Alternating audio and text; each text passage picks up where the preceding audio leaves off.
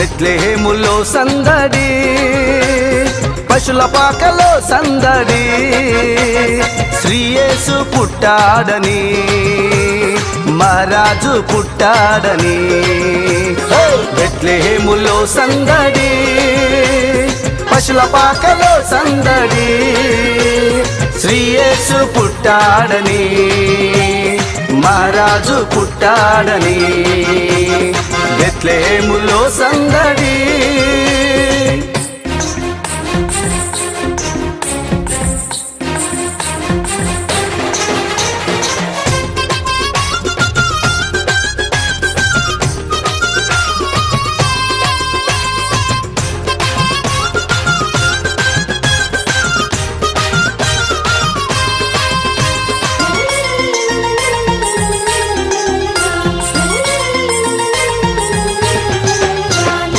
ఆకాశంలో సందడి, చుక్కలలో సందడి, ఆకాశంలో సందడి, చుక్కలలో సందడి, వెలుగులతో సందడి, మిలమిల మెరిసే సందడి, వెలుగులతో సందడి, మిలమిల మెరిసే సందడి.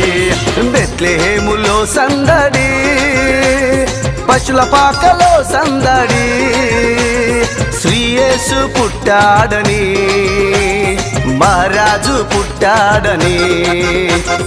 బెత్లెహేములో సందడి.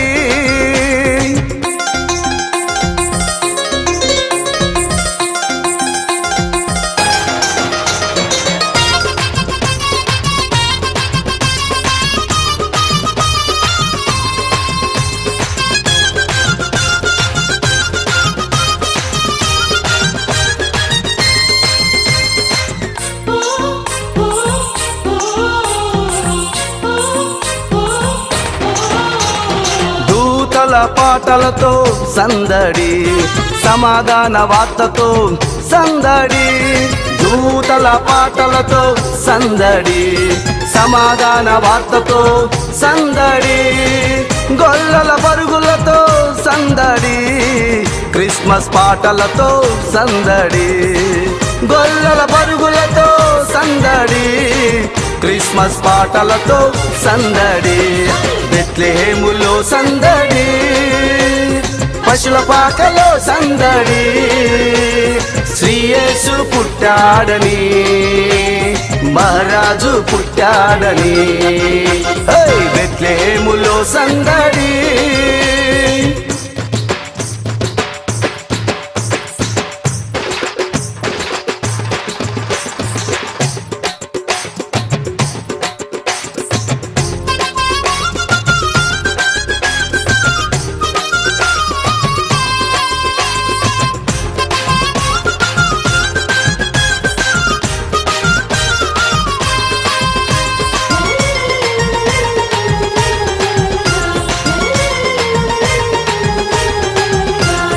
దావీదు పురములో సందడి, రక్షకుని వార్తతో సందడి, దావీదు పురములో సందడి, రక్షకుని వార్తతో సందడి, జ్ఞానుల రాకతో సందడి, లోకమంతా సందడి, జ్ఞానుల రాకతో సందడి, లోకమంతా సందడి.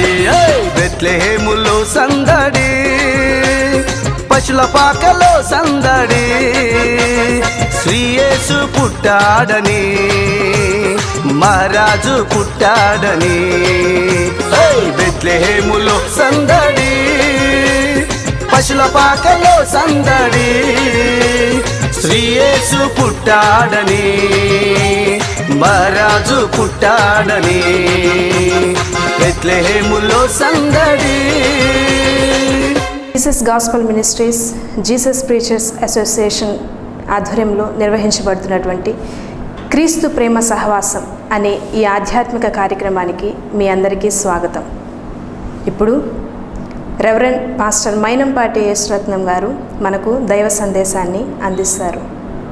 దానిని విని మన జీవితాలకు అవి ఎంతో మేలుకరంగా ఉంటాయి అనేటువంటి ఆశతో ప్రభు అయిన యేసు వైపు చూస్తూ వాక్య సందేశాన్ని మన యొక్క హృదయాల్లో భద్రపరచుకోవాలని, మన జీవితాన్ని దానికి తగ్గట్టుగా మలుచుకోవాలని ప్రభు అయిన యేసు నామంలో మీ అందరికీ తెలియజేస్తున్నాను. మరొకసారి టీవీ ప్రేక్షకులందరికీ శుభాభివందనములు మరియు క్రిస్మస్ శుభాకాంక్షలు. ప్రభు అయిన యేసు క్రీస్తు నామమున మీ అందరికి కూడా శుభములు. ఈ క్రిస్మస్ దినాల్లో ఇలాగున మిమ్మల్ని టెలివిజన్ ద్వారా కలుసుకొని ప్రభు యొక్క సంతోషాన్ని పంచుకోవడం చాలా సంతోషంగా ఉంది. ఈ దినాల్లో దేవుడు తన యొక్క ఆశీర్వాదంతో సంతోషంతో మిమ్మల్ని నింపాలని మనసారా కోరుకుంటున్నాను. మరి జీసస్ గాస్పెల్ మినిస్ట్రీస్ ద్వారా, మరి జీసస్ ప్రీచర్స్ ద్వారా దేవుని యొక్క సత్య సువార్త భూదిగంతముల వరకు అందించబడుతూ ఉన్నది. మరి అందులో భాగంగా ఈరోజు టెలివిజన్ ద్వారా మీ గృహంలోకి వచ్చి దేవుని వాక్యాన్ని అందించడానికి దేవుడిచ్చిన అవకాశాన్ని బట్టి దేవునికి వందనాలు చెల్లిస్తున్నాను. దేవుడు మిమ్మల్ని మీ కుటుంబాలను ఆశీర్వదించును గాక. మంచిది. ఈ సమయంలో దేవుని యొక్క వాక్యమును వినక ముందు మిమ్మల్ని ప్రేమతో ఆహ్వానిస్తున్నాను. దేవుని యొక్క వాక్యాన్ని విందాము. మరి టీవీలో ఎన్నో వార్తలు వింటూ ఉంటాం. అయితే ఈరోజు మన లోకరక్షకుడైన క్రీస్తుని గురించి వినబోతున్నాం కనుక కొంచెం శ్రద్ధ పెట్టి దేవుని యొక్క మాట వినడానికి ప్రయత్నం చేద్దాం. దేవుని మాట వినడం ద్వారా మనకు మేలు కలుగుతుందని మరి 95వ కీర్తనలో 7వ వచనంలో మనం చూస్తాం. కనుక దేవుని మాట వినడం అనేది మనకు దీవెన. కనుక మరి దేవుని యొక్క పరిశుద్ధ గ్రంథంలో నుంచి ఒక్క మాటని ఈ సమయంలో నేను మీకు చదివి వినిపిస్తాను. దేవుని మాటను చూద్దాం. మరి లూకా సువార్త 2వ అధ్యాయము మనం 10వ వాక్యాన్ని చదవబోతున్నాం. అయితే ఆ దూత, భయపడుకుడి, ఇదిగో ప్రజలందరికీ కలగబోవు మహా సంతోషకరమైనటువంటి స్వర్తమానాన్ని మీకు నేను తెలియజేయుచున్నాను అంటున్నాడు. మరి ఈ దినాల్లో మనం చూస్తున్నట్లయితే భయం, అన్ని విషయాలలో కూడా భయం, ఏం చేయాలన్నా భయం, మన సామర్థ్యతని కృంగదీసేటువంటి మరి ఒక శోధనలాగా భయం అనేది మనల్ని ఆందోళన కలుగజేసి మనల్ని ముందుకు వెళ్ళనివ్వకుండా ఆటంకాన్ని కలిగించేదిగా ఉంది. అయితే దేవుని యొక్క వాక్యంలో మనం చూసినట్లయితే దేవదూత చెబుతున్నటువంటి మాట, భయపడవద్దు, మీకు సంతోషాన్ని కలిగించే ఒక మంచి సంతోషకరమైన సువర్తమానాన్ని మీ కొరకు నేను అందించబోతున్నానని అంటున్నాడు. కనుక మనం భయంలో ఉన్నటువంటి మన జీవితాల్లో మరి ధైర్యం చేకూర్చేటువంటి మాట కనుక, మరి నిరాశ నిస్పృహలో ఉన్న వారికి సంతోషాన్ని కలిగించేటువంటి మాట కనుక దేవుని మాట మనం శ్రద్ధగా వింటే చాలా ఆశీర్వాదాన్ని దేవుని పేరట మీకు తెలియజేస్తున్నాను. ప్రభు అయిన యేసు క్రీస్తుని గురించిన వార్త వినడం ద్వారా సంతోషం ఎలా కలుగుతుందో ఈ సమయంలో నేను మీకు తెలియపరచాలని ఆశిస్తున్నాను. దేవదూత మరి చెప్తున్నటువంటి మాట ఏంటంటే, ప్రజలందరికీ సంతోషం కలిగించే ఒక మంచి శుభవర్తమానాన్ని నేను మీ కొరకు తీసుకొచ్చానని. ఏంటి ఆ శుభవర్తమానం? మరి దావీదు పట్టణమందు నేడు రక్షకుడు మీ కొరకు పుట్టి ఉన్నాడు. క్రీస్తునందు ప్రియమైన వారులారా, మన కొరకు ఒక రక్షకుడు ఈ లోకంలో పుట్టాడు. కనుక రక్షకుడు అన్ని విషయాలలో కూడా మనల్ని రక్షించగలిగినటువంటి సమర్థుడు అనేటువంటి ఒక దృఢమైనటువంటి సంకల్పం చేకూర్చేటువంటి ఒక సత్య సువార్త దేవదూతలు పరలోకం నుంచి భూలోకానికి దిగి వచ్చి గొర్రెల కాపర్లకు ఈ మాట చెబుతున్నట్టుగా మనం చూస్తూ ఉన్నాం. కనుక మనం ధైర్యంగా ఉండవలసినటువంటి సమయము ఆసన్నమైంది. 2014వ సంవత్సరం మరి ఈరోజు చివరి దినాల్లో ఉన్నటువంటి మనం దేవుని బిడ్డలారా, ఈ సమయంలో మనం ధైర్యం తెచ్చుకోవాల్సిన అవసరం ఉంది. ఎందుకంటే మన కొరకు లోక రక్షకుడు పుట్టి ఉన్నాడు. అన్ని విషయాలలో కూడా మనకు రక్షణ కలిగించడానికి ప్రభు అయిన క్రీస్తు శరీరధారిగా ఈ లోకానికి వచ్చాడు అనే సత్యాన్ని మనం తెలుసుకోవాలి. మరి 2014 సంవత్సరాలు గడిచిపోయినా ఇప్పటికీ ఆయన లోకరక్షకుడిగా పుట్టాడని తెలియని ప్రజలు కోట్ల మంది ఉంటూ ఉన్నారు. మరి తెలుసుకున్నటువంటి వారిలో ఇంకా స్వంత రక్షకునిగా అంగీకరించినటువంటి వాళ్ళు మరి కోట్ల మంది ప్రజలు ఉంటూ ఉన్నారు. అయితే ఈ సమయంలో ఈ మాట వినేటువంటి నీవు ఆ ప్రభువుకు నీవు కుమారుడుగా కుమార్తెగా మారావా? ఆయన నీకు రక్షకుడుగా ఉండాలని ఈరోజు ఈ యొక్క సత్య సువార్త మీ కొరకు మరి అందించబడుతూ ఉన్నది. కనుక ఆయన పేరు లోక రక్షకుడు. ఆ లోక రక్షకుడు నీ కొరకు రక్షణ తీసుకుని వచ్చాడు అనేటువంటి శుభవర్తమానాన్ని మరి దేవదూతలు ముందుగా గొర్రెల కాపర్లకి తెలియపరిచారు. ఈ మాటలు వింటున్నటువంటి మీకు కూడా ఒక శుభవర్తమానాన్ని అందించాలని ఆశపడుతున్నాను. భయంలో ఉంటే భయంలో నుంచి బయటికి రా, నీ కొరకు ప్రభు అయిన క్రీస్తు జన్మించి ఉన్నాడు. ఆయన లోక రక్షకుడు, నీకు రక్షణ తీసుకుని వచ్చాడు, నీకు రక్షణ ఇవ్వడానికి సిద్ధంగా ఉన్నాడు. నీవు ఎలాంటి పరిస్థితుల్లో ఉన్నా నీ పరిస్థితిని సరిదిద్దగలిగిన వాడు ప్రభు అయిన క్రీస్తు నీ కొరకై శరీరధారిగా ఈ లోకంలో 2014 సంవత్సరమున జన్మించాడు. ఇప్పటికీ ఆ విషయం తెలియక నీ జీవితంలో ఇప్పటికి ఎన్ని సంవత్సరాలు గడిచిపోయాయో నాకు తెలియదు, కానీ నీవు ఏ విషయంలో కూడా భయపడాల్సిన అవసరం లేదు. క్రీస్తునందు నీవు విశ్వసించినట్లయితే నీ జీవితంలో ఒక గొప్ప ధైర్యము చేకూర్చబడుతుంది. ముందుగా మన జీవితంలో ముందుకు వెళ్ళలేకపోవడానికి కారణం పిరికితనం. మరి ఆ పిరికితనం తొలగిపోవాలంటే ప్రభు అయిన యేసుక్రీస్తు అనే రక్షకుడు నీ స్వంత రక్షకుడుగా మారాలి. కాబట్టి భయపడవద్దని దేవదూతలు చెప్పినట్టుగా దేవుని సేవకునిగా నేను మీతో చెప్తున్నాను, నువ్వు ఎలాంటి పరిస్థితుల్లో ఉన్నా భయపడవద్దు. ఎందుకంటే మన కొరకు రక్షకుడు పుట్టి ఉన్నాడు. మరి ఆత్మ సంబంధిగా ఉన్న దేవుడు శరీరాన్ని ధరించి నీ కొరకు ఈ లోకానికి వచ్చాడు. ఎందుకంటే నీవు అన్ని వేళల్లో కృంగిపోకుండా నువ్వు ఎప్పటికప్పుడు విజయంలో ముందుకి సాగేదానికి ఆయన ఇమ్మానుయేలుగా ఈ లోకానికి దిగి వచ్చాడు. ఇమ్మానుయేల్ అంటే ఆయన మనకు తోడుగా ఉండడానికి వచ్చాడనే నామం ఆయన కొరకు పెట్టబడింది. కనుక ఆయన రక్షకుడు అనే సత్యాన్ని నువ్వు ఈరోజు విశ్వసించినట్లయితే గొప్ప సంతోషాన్ని నువ్వు పొందుకుంటావు. ఈ రోజుల్లో ఏ విషయాల్లో భయపడుతున్నారో మనం గమనించినట్లయితే ముందుగా అన్ని విషయాలలో కంటే బలమైనటువంటి భయాన్ని కలిగించేది మరణ భయం. ఆ మరణ భయాన్ని ప్రభు అయిన యేసుక్రీస్తు ఈరోజు మన మీద నుంచి తొలగించాడు. మరణంలో నుంచి ఎవరు విడిపిస్తారా అని ఎదురు చూస్తున్న మానవాళికి ఒక సత్య సువార్తలో నేను అందిస్తున్నటువంటి శుభవార్తమానం ఏంటంటే నీ మరణ భయం తొలగించడానికి ప్రభు అయిన యేసుక్రీస్తు లోకానికి జన్మించాడు. కాబట్టి ఇక నువ్వు భయపడాల్సిన అవసరం లేదు. మరి యోహాను సువార్త మరి 5వ అధ్యాయం 24వ వాక్యంలో చూస్తే ప్రభు అయిన యేసునందు విశ్వాసం ఉంచిన వారు మరణంలో నుండి జీవంలోనికి దాటి ఉన్నారని, తీర్పు పొంది ఉన్నారని దేవుని యొక్క వాక్యంలో మనకి స్పష్టంగా రాయబడి ఉన్నది. కనుక మరణ భయంలో ఉన్నవారు మరణ భయంలో నుంచి విడిపించబడడానికి ప్రభు అయిన యేసుక్రీస్తు ఈ లోకంలో జన్మించాడు. మరి ఒక బలమైనటువంటి భయం కలిగించేటువంటి విషయం ఏంటంటే అప్పు బాధ నుంచి విడిపింపబడాలంటే ఏం చేయాలో తెలియక ఈ రోజుల్లో చాలామంది ఆర్థిక వ్యవస్థను సరైనటువంటి విధానంలో నడుపుకోలేక కుటుంబంలో మరి దేవుని బిడ్డలారు ఈరోజు చూస్తుంటే ఆత్మహత్యలు ఎక్కువైపోతున్నాయి. మరి అలాంటి ఆత్మహత్యలు ఎక్కువైపోతున్న ఈ దినాలలో నేను చెప్తున్నాను, నీవు నిరాశపడాల్సిన అవసరం లేదు. ప్రభు అయిన యేసు రాజాదిరాజు, ప్రభువులకు ప్రభు అయ్యుండి దేవుని బిడ్డలారా ఈరోజు మరి ప్రభు అయిన యేసుక్రీస్తుని గురించి బైబిల్ గ్రంథం చెప్పిన వాక్యం ఏంటో తెలిసిన 2వ కొరింథీ పత్రిక మరి 8వ అధ్యాయం 9వ వాక్యాలు మనం చూస్తే ఆయన ధనవంతుడై ఉండి మనల్ని ధనవంతులుగా చేయడానికి దరిద్రుడిగా జన్మించడని దేవుని వాక్యం సెలవిస్తూ ఉంది. మరి సామెతల గ్రంథం మనం చూసినట్లయితే 10:22లో కూడా ఈ మాట రాయబడింది, యెహోవా ఆశీర్వాదం మనకు ఐశ్వర్యం ఇస్తుందని. కనుక దేవుడు మనల్ని దీవిస్తే మనం ఐశ్వర్యవంతులుగా మారుతాం. దేవుడు మనల్ని ధనవంతులుగా చేయడానికి ఆయన రాజాదిరాజు, ప్రభువులకు ప్రభు అయ్యుండి ఆయన పశువుల పాకలో మరి సత్రమందు ఆయన యొక్క జన్మ విధానాన్ని మనం చూసినట్లయితే చాలా కడు దీనమైనటువంటి స్థితిలో ఆయన జన్మించినట్లుగా మనం చూస్తున్నాం. ఎందుకంత మరి దినాతి దీనమైన స్థితిలో అయినా మరి పేద పశువుల పాకలో ఆయన ఎందుకు జన్మించాడు అనంటే మనల్ని ధనవంతులుగా చేయడానికి. అప్పు బాధలో ఉన్నటువంటి వారు ఎవరైనా సరే ఈ మాటలు వింటుంటే ఒక ధైర్యం తెచ్చుకోండి. ప్రభునందు నేను మీకు చెప్తున్నాను, ప్రభునందు విశ్వసించి ధైర్యంగా ఉండండి. ప్రభు వైపు చూడండి, మీ పనుల భారాన్ని ఆ ప్రభు మీద వేయండి. ఆ ప్రభు ఆయన ఇప్పటికీ సజీవుడుగా మన మధ్యలో సంచరిస్తున్నాడు. ఈ మాట వినడం ద్వారా అనేకమైన అద్భుతాలు మీ జీవితంలో జరుగుతాయి.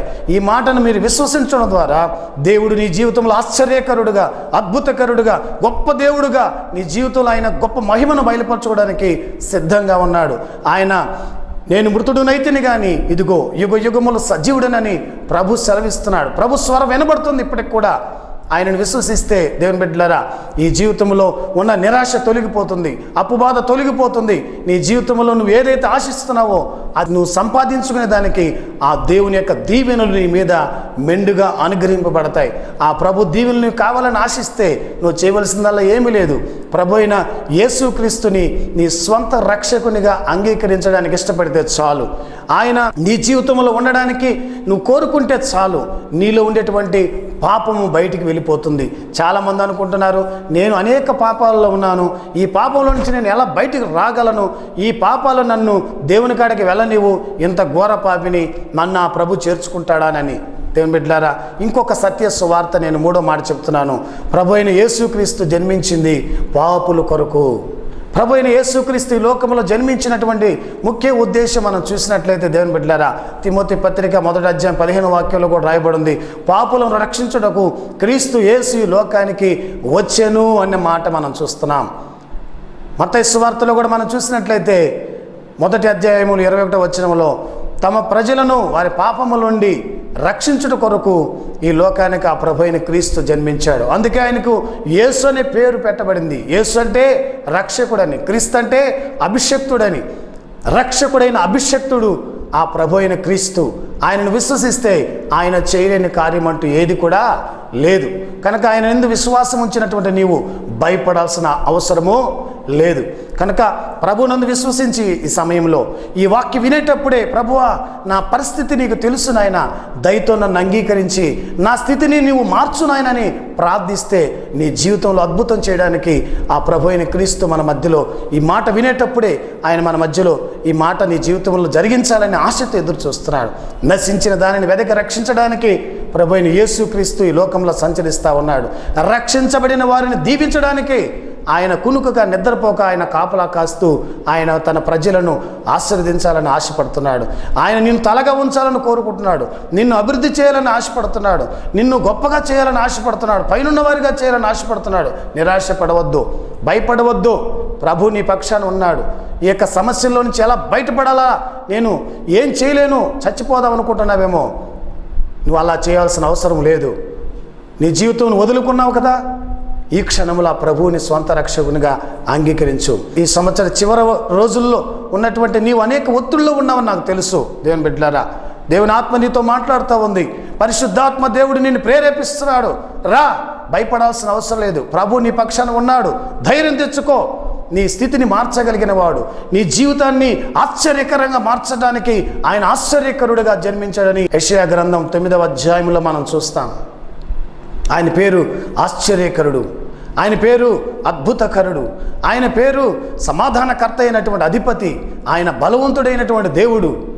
నీ జీవితంలో నిత్యుడైన తండ్రిగా శాశ్వత కాలాలు, యుగ యుగాలు నీతో ఉండాలని ప్రభు అయిన యేసుక్రీస్తు లోకంలో జన్మించాడు. దేవుని బిడ్డలారా, ఈరోజు నిన్ను బాధిస్తున్నటువంటి పెద్ద సమస్య నాకు తెలుసు, ఆర్థికపరమైనటువంటి సమస్యలు. ఆ సమస్యలో నుంచి విడిపించడానికి ఆ ప్రభు నీ వైపు చూస్తున్నాడు. నువ్వు ఆయన వైపు చూస్తావా? ఆ ప్రభు నీ వైపు చూస్తున్నాడు. నువ్వు చూస్తున్నావా ఆయన వైపు? ఎక్కడ చూడాలయ్యా ఆయన వైపు? ఎక్కడుంటాడు ఆయన అని అనుకుంటున్నావా? నీ ఉన్న స్థలంలోనే రహస్యమందు నీ మొర వినడానికి ఆ ప్రభు ఇష్టపడుతున్నటువంటి ఆ ప్రభు యొక్క స్వరం వినడానికి, నీ స్వరం ఆయన వినిపించడానికి ఒక గదిలో కూర్చో, ప్రార్థన చేయి. ఈ ప్రార్థన ప్రభు వింటాడు. నిజముగా మొర్రపెట్టేవారు మొర్ర ఆలకించి వారికి జవాబిచ్చే దేవుడైనా ఆ దేవునికి నీవు హృదయపూర్వకంగా నీ బాధని, నీ కష్టాన్ని దేవుని సన్నిధిలో మోకరిల్లి ప్రార్థన చేయి. తప్పక నీ ప్రార్థనకు దేవుడు జవాబు దయచేస్తాడు. ఇప్పటి వరకు ఎంతోమందికి నీ బాధను చెప్పుకున్నావు, కానీ ఆ బాధ ఎవరు తీసివేయలేరు. ఎందుకంటే అందరూ నీలాంటి వారే, అందరూ శరీర సంబంధమైనటువంటి సామాన్యమైన మనుషులే.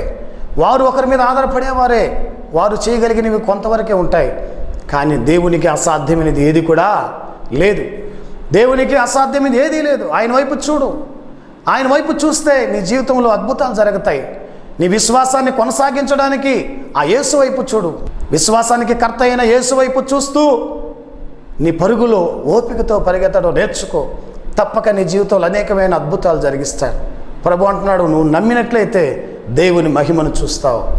నమ్మడం నీకు చేతనైతే దేవునికి అసాధ్యమైనది ఏదీ లేదు.